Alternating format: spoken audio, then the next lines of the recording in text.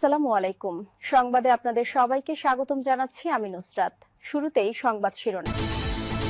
বাংলাদেশের সর্বশেষ গুরুত্বপূর্ণ আপডেট সংবাদে আপনাকে স্বাগত। শুরুতেই সংবাদ শিরোনাম, পরে বিস্তারিত। প্রথমেই জানাবো আমাদের হাতে থাকা সর্বশেষ গুরুত্বপূর্ণ সবথেকে তাজা আপডেট সংবাদ। প্রকাশ্য দিবালোকে বিএনপি নেতাকে গুলি করে হত্যা। পাবনায় প্রকাশ্যে দিবালোকে বীরুমোল্লা ৬৫ নামে এক বিএনপি নেতাকে গুলি করে হত্যা করা হয়েছে আজ ঈশ্বরদী উপজেলার লক্ষ্মীকুণ্ডা ইউনিয়নের কামালপুর এলাকায় এই ঘটনা ঘটে। নিহত বীরুমোল্লা উপজেলার কামালপুর মোল্লাপাড়া গ্রামের মৃত আবুল মোল্লার ছেলে এবং লক্ষ্মীকুণ্ডা ইউনিয়ন বিএনপির আহ্বায়ক ছিলেন। এরপর জানাবো হাদিকে হত্যা চেষ্টায় ব্যবহৃত ৩টি অস্ত্র উদ্ধার।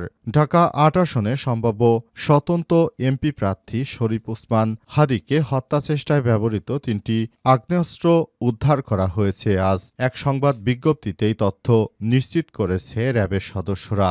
র্যাবের পক্ষ থেকে বলা হয়েছে, মূল অপরাধীকে আমরা আটক করতে না পারলেও আগ্নেয়াস্ত্রগুলি আমরা উদ্ধার করতে সক্ষম হয়েছি। এদিকে সিঙ্গাপুরে হাদির অবস্থা খুবই সংকটাপন্ন। সিঙ্গাপুর জেনারেল হাসপাতালে চিকিৎসাধীন ইনকিলাব মঞ্চের মুখপাত্র শরীফ ওসমান হাদির অবস্থা খুবই সংকটাপন্ন। কিছুক্ষণ আগে একটি নির্ভরযোগ্য সূত্র থেকে এই খবর জানা গেছে। সংকটাপন্ন অবস্থাতে এয়ার অ্যাম্বুলেন্সে করে গত সোমবার হাদিকে সিঙ্গাপুরে পাঠানো হয়েছিল। সেখান থেকে লন্ডনের কুইন্স এলিজাবেথ হাসপাতালে নেয়ার ব্যাপারে কথা হয়েছিল, কিন্তু সেটি আর কার্যকর হয়নি। জানাবো জনশক্তি রপ্তানিতে বড় বাধা দেশের দালালেরা, বললেন ড মোহাম্মদ ইউনূস। অন্তর্বর্তীকালীন সরকারের প্রধান উপদেষ্টা অধ্যাপক ড ইউনূস বলেছেন, বিদেশে জনশক্তি রপ্তানিতে বাংলাদেশের সবথেকে বড় বাধা হচ্ছে এদেশের যারা দালাল রয়েছে তারা। এসব দালালদের কারণে আমরা মূলত বাংলাদেশে বিভিন্ন সমস্যার সম্মুখীন হচ্ছি। এবং সর্বশেষ জানাবো ভিক্ষুকের টাকা না খাইলে বড়লোক হওয়া যায় না। কুমিল্লার তিতাসে ভিক্ষুকের টাকা ছিনতাই করা এক ব্যক্তিকে গ্রেপ্তার করেছে পুলিশ আজ। মঙ্গলকান্দি গ্রাম থেকে তাকে আটক করা হয়। গ্রেপ্তারকৃত ছিনতাইকারীর নাম মোহাম্মদ ফারুক সরকার ৪৫। তিনি মঙ্গলকান্দি গ্রামের মৃত আব্দুল বারেক সরকারের ছেলে। স্থানীয় পুলিশ সূত্র থেকে জানা গেছে এই তথ্য। তিনি বলছেন, ভিক্ষুকের টাকা না খেলে নাকি উন্নতি করা যায় না। প্রিয় দর্শক, এতক্ষণ শুনছিলেন সংবাদ শিরোনাম, এবারে বিস্তারিত। তবে তার আগে বন্ধুরা অনুরোধ থাকবে এই সংবাদটিতে একটি লাইক দিন। এই চ্যানেলে আপনি নতুন হয়ে থাকলে আমাদের সংবাদটি দেখতে দেখতে চ্যানেলটি সাবস্ক্রাইব করে রাখুন। কমেন্ট করে বন্ধুরা আপনার মূল্যবান মতামত জানিয়ে দিন আপনি বিশ্বের কোন দেশ থেকে বা বাংলাদেশের কোন স্থান থেকে আমাদের সংবাদটি দেখছেন এবং শুনছেন। আর বন্ধুরা সংবাদটা আপনার সোশ্যাল মিডিয়া ফেসবুকে শেয়ার করে বন্ধুদেরও দেখার সুযোগ করে দিন। গাজা যুদ্ধে আপনি যদি নিরীহ ফিলিস্তিনিদের ভালোবেসে থাকেন, কমেন্টে ইয়েস লিখে বিশ্ববাসীকে জানিয়ে দিন। এবারে বিস্তারিত। প্রকাশ্যে দিবালোকে বিএনপির নেতাকে গুলি করে হত্যা। পাবনায় প্রকাশ্যে দিবালোকে বীরুমোল্লা ৬৫ নামের এক বিএনপি নেতাকে গুলি করে হত্যা করা হয়েছে আজ ঈশ্বরদী উপজেলার লক্ষ্মীকুণ্ডা ইউনিয়নের কামালপুর এলাকায় ঘটনা ঘটে। নিহত বীরুমোল্লা উপজেলার কামালপুর মোল্লাপাড়া গ্রামের মৃত আবুল মোল্লার ছেলে এবং লক্ষ্মীকুণ্ডা ইউনিয়ন বিএনপির আহ্বায়ক ছিলেন। এই ঘটনায় নিহতের চাচাতো ভাই জহুরুল মোল্লাকে অভিযুক্ত করা হয়েছে। তার স্বজনেরা অভিযুক্ত জহুরুল মোল্লা একই এলাকার মৃত ইসলাম মোল্লার ছেলে। নিহত বীরুমোল্লার ছেলে রাজীব মোল্লা জানিয়েছেন, আমার বাবা বীরুমোল্লা ও জহুরুল মোল্লা সম্পর্কে চাচাতো ভাই জহুরুল মোল্লা দীর্ঘদিন ধরে আমাদের সম্পত্তি জোর দখল করে খাচ্ছে। সেই সম্পত্তি আজ আমরা উদ্ধার করতে তার বাড়িতে হাজির হয়ে সেই সম্পত্তি উদ্ধার করার সময় তিনি আমাদেরকে অস্ত্র উঁচিয়ে ভয় দেখাতে থাকেন। এক পর্যায়ে আমরা সেখান থেকে না আসলে তিনি আমাদেরকে উদ্দেশ্য করে গুলি করেন। ওই গুলির ঘটনায় আমার বাবা সেখানেই মারা গেছে। আমরা এর সুষ্ঠু বিচার চাই। তবে অনেকেই বলছেন নিহত ব্যক্তি তিনি বিএনপির প্রভাব প্রতিপত্তি বিস্তার করে তারপর অন্যের জমি দখল করতে গিয়েছিলেন। সেটি হতে পারে, তবে কার কথা যে সত্য সেটির বিষয়ে আরও অধিকতর তদন্ত শেষে বিষয়টি নিশ্চিত হওয়া যাবে বলে পুলিশের পক্ষ থেকে নিশ্চিত করা হয়েছে। হাদিকে হত্যা চেষ্টায় ব্যবহৃত 3টি অস্ত্র উদ্ধার। ঢাকা ৮ আসনে সম্ভাব্য স্বতন্ত্র এমপি প্রার্থী ইনকিলাব মঞ্চের মুখপাত্র শরীফ ওসমান হাদিকে হত্যা চেষ্টায় ব্যবহৃত 3টি অস্ত্র উদ্ধার করা হয়েছে। আজ এক সংবাদ বিজ্ঞপ্তিতে এই তথ্য জানিয়েছে র্যাব। এতে বলা হয়েছে, ওসমান হাদিকে হত্যা চেষ্টায় ব্যবহৃত 3টি অস্ত্র উদ্ধার করা হয়েছে। এর আগে গত শুক্রবার 12 ডিসেম্বর দুপুরে ঢাকার মেট্রোপলিটন এলাকায় গুলিবিদ্ধ হওয়ার পর প্রথমে তাকে ঢাকা মেডিকেল কলেজ হাসপাতালে নেওয়া হয়, পরে তাকে এবারকার হাসপাতালে নেওয়া হয়। এরপর থেকে সেখানে চিকিৎসাধীন ছিলেন ওসমান হাদি। আজ প্রধান উপদেষ্টা অধ্যাপক ডক্টর ইউনূসের নির্দেশে সংস্কৃতি উপদেষ্টা মোস্তফা সরোয়ার ফারুকী, প্রধান উপদেষ্টার স্বাস্থ্য মন্ত্রণালয় বিশেষ সহকারী অধ্যাপক মোহাম্মদ সাইদুর রহমান, এবারকার হাসপাতালে বিশেষজ্ঞ চিকিৎসক ডক্টর জাফর, ওসমান হাদির ভাই ওমর বিন হাদির মধ্যে এক জরুরি কল কনফারেন্সে হাদিকে সিঙ্গাপুরে পাঠানোর সিদ্ধান্ত গ্রহণ করা হয়েছিল এবং সে অনুযায়ী তাকে সিঙ্গাপুরে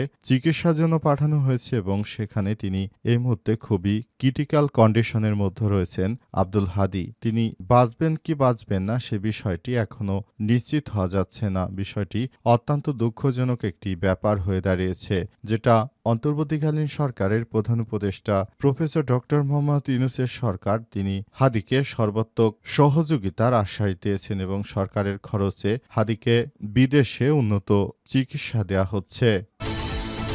সিঙ্গাপুরে হাদির অবস্থা খুবই সংকটাপন্ন। সিঙ্গাপুর জেনারেল হাসপাতালে চিকিৎসাধীন ইনকিলাব মঞ্চের মুখপাত্র শরীফ ওসমান হাদির অবস্থা খুবই সংকটাপন্ন। কিছুক্ষণ আগে নির্ভরযোগ্য সূত্র এই খবর নিশ্চিত করেছে। সংকটাপন্ন অবস্থাতে এবার এয়ার অ্যাম্বুলেন্সে করে গত সোমবার হাদিকে সিঙ্গাপুরে নেওয়া হয়েছিল। এয়ার অ্যাম্বুলেন্সেই তার অবস্থা কিছুটা অবনতি হলেও হাসপাতালে নেওয়ার পর কিছুটা উন্নতি হয়। গতকাল মঙ্গলবার সারাদিন ও আজ সকালে স্বাস্থ্যের অবস্থা স্থিতিশীল থাকলেও দুপুরের পর স্বাস্থ্যের অবস্থার অবনতির কথা জানা যাচ্ছে।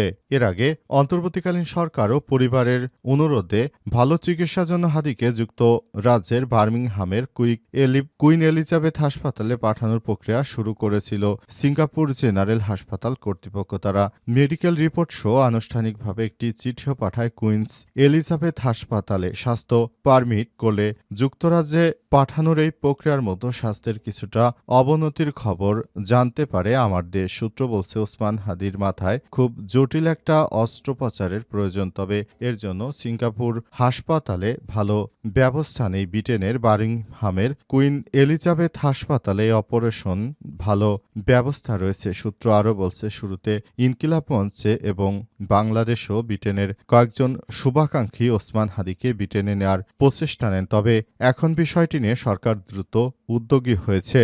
একজন উপদেষ্টা এই বিষয়টিকে সর্বোচ্চ গুরুত্ব দিয়ে চেষ্টা চালাচ্ছেন। জনশক্তি রপ্তানিতে বড় বাধা হচ্ছে দালালরা, বলেন ডক্টর মোহাম্মদ ইউনূস।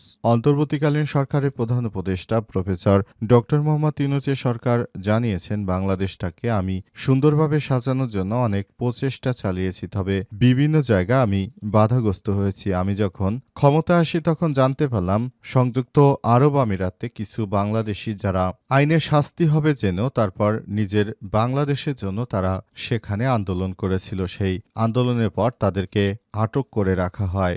যখন আমি ক্ষমতায় আসি তখন আমি সংযুক্ত আরব আমিরাতের সরকারকে অনুরোধ করলে তারা তখন আমার এই অনুরোধ গ্রহণ করে এবং বাংলাদেশিদের ফেরত পাঠায়। এরপর আমি যখন জানতে পারি প্রায় 17,000 বাংলাদেশি যারা মালয়েশিয়ায় যাবে, তখন তারা যেতে পারছে না, কি একটা প্রসেসে আটকে গেছে। তখন সিদ্ধান্ত নিলাম, বন্ধু আনোয়ারকে দেশে আসতে বললাম, তিনি আসলেন। তাকে আমি অনুরোধ করলাম যে 17,000 ব্যক্তিকে যেন মালয়েশিয়ায় নেওয়া হয়। তারপর তিনি আমার কথা রাখলেন। এরপর জাপান গেলাম, ওখানে প্রচুর লোকের চাহিদা রয়েছে। সেখানে অনেক সিএনজি এবং মাঠের পর মাঠ পড়ে রয়েছে। সেখানে কোনো ড্রাইভার এবং কৃষিকাজ করার জন্য তাদের ব্যাপক জনশক্তির দরকার। তখন বললাম, আমাদের কাছ থেকে লোক নেও। তারা বলল, কত দিতে পারবা? বললাম, 1 লাখ দিতে পারবো। তখন তারা 1 লক্ষ জন লোক নেয়ার জন্য রাজি হয়েছে। সবকিছুই করলাম, কিন্তু দিন শেষে যেটি দেখতে দেখতে পাচ্ছি সেটি হচ্ছে বাংলাদেশে আসলে এসব সিন্ডিকেটের মাধ্যমে, এসব দালালদের মাধ্যমে প্রকৃতপক্ষে সাধারণ মানুষ বিদেশে যেতে পারছে না। তাদেরকে বিভিন্ন জায়গায়, জায়গায় ঘুরতে হচ্ছে। এটি আসলে বলতে গেলে তাদের কপালেরই দুর্ভোগ। কারণ বাংলাদেশের মানুষ হয়ে তারা নিজের দেশের মানুষের এভাবে ক্ষতি করে বিষয়টি পৃথিবীতে অন্য কোনো দেশে আমি কখনো পরিলক্ষিত হয়নি।